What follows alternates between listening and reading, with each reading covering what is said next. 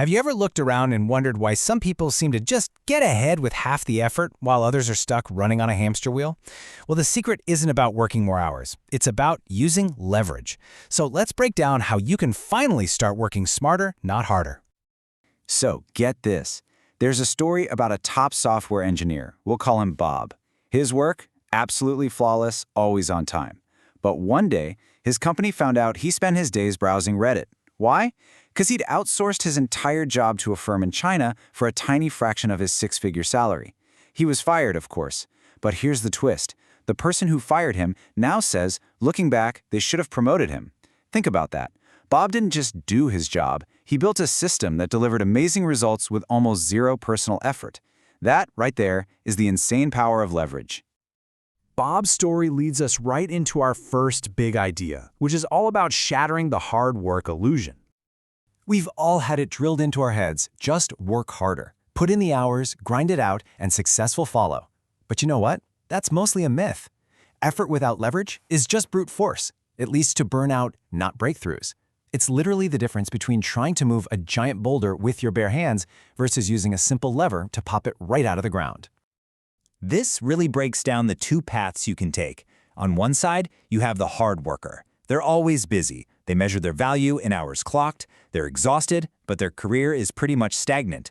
On the other side, the leveraged worker. They focus only on high-impact tasks and they build systems. They might even look less busy, but they are the ones getting the promotions and actually shaping the future of the company.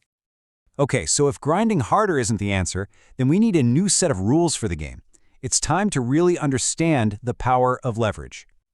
So what is leverage, really? Just think of it as a force multiplier. You take a limited resource, like your time, your knowledge, or your network, and you use it to generate an output that is way, way bigger than your input. It is how you achieve 10 times the results with half the effort. And practically speaking, leverage really comes from three main sources: how you use your time, how you work with people, and the systems you build. If you can master these three, it'll change your entire career. I promise. So our first lever is time. And look, this isn't about micromanaging every single second of your day. It's about maximizing the value of every single hour. For way too many of us, the workday looks like this. A whopping 80% of our time gets eaten up by admin tasks, endless meetings, and just putting out small fires. That leaves a tiny 20% sliver for the deep, focused work that actually moves the needle. We feel super busy, but we're not actually being productive. The solution is to flip that chart on its head. This is the famous Pareto principle. You might know it as the 80-20 rule. And the idea is simple. About 20% of what you do creates 80% of your results.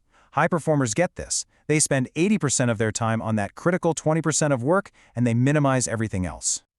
So how do you actually apply this? Well, first, you've got to identify your high-value tasks. Ask yourself, what one thing can I do today that will have the biggest impact? Second, you have to be ruthless about delegating or just plain eliminating low-value work.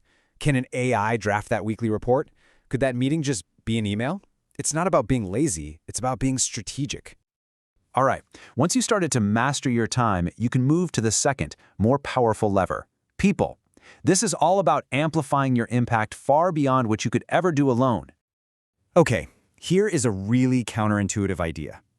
That feeling of jealousy you get when you see a colleague succeed, don't fight it.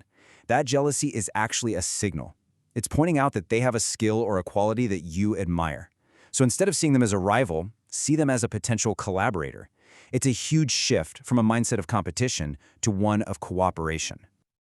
To build your network strategically, you really want to focus on three types of key allies: leaders who control resources and budgets, technical experts who can actually execute your big ideas, and the influencers, the people who can get your voice heard by the real decision makers. Ultimately, the goal here is to become a key person yourself, to become indispensable. You do this by developing a really rare skill, by holding unique information nobody else has, or by building those critical strategic relationships. When you're a key person, people don't just help you, they actively seek you out. That brings us to our third and final lever: systems. This is about building a process once that works for you over and over and over again, basically on autopilot. Let me ask you this, and be honest with yourself. When you have to write a report or answer a common question from your team, are you reinventing the wheel every single time? If you're constantly staring at a blank page, you are missing out on a massive opportunity for leverage. The solution is so simple it's profound. Don't just do the task, build a system to do the task. The core mindset shift is asking, how can I solve this problem right now so that I never have to solve it again? And look, this doesn't have to be some super complicated thing. Building a system can be as simple as creating a standard operating procedure, an SOP, for a task you do all the time. It could be creating an FAQ document to handle all those common questions your team asks you.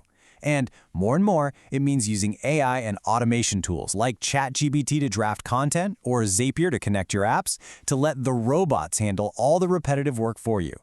So tying together time, people, and systems really requires a fundamental shift in how you think. It's all about adopting your new leverage mindset.